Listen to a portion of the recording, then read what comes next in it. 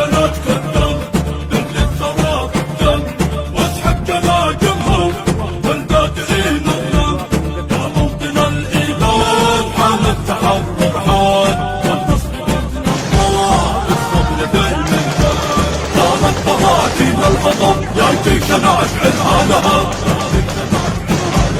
الحوثيين لا انتهى، والفتح يا صنع الثرى، والفتح يا صنع الثرى. يا رافعين الراس يا اهل الإباء والناس، لفوا معابرهم شدوا على الأنياس. رصاصنا سجل لاصحاب اهل الفيل، ما له مراس وحيل يا ويلهم يا ويل. كانت حمراء تحرقه وابراج سوداء تغرقه، وابراج سوداء تغرقه في كل شبر من الوطن، في مغربه او مشرقه، في مغربه او مشرقه. للمعركه يا خير الدار ليت للسيف فوق الميليشيا، يا ويلهم يا ويل. صبوا كما الاعصار صبوا عليه النار، المستعان الله الحوثي القدار.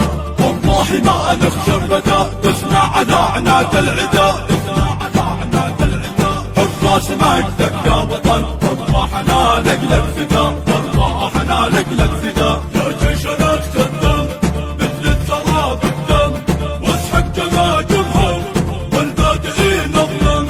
يا موطن الإيمان حان التحرر حان، والنصر بإذن الله بالصبر في الميدان. طارت براكين الغضب يا جيشنا اشعلها لها،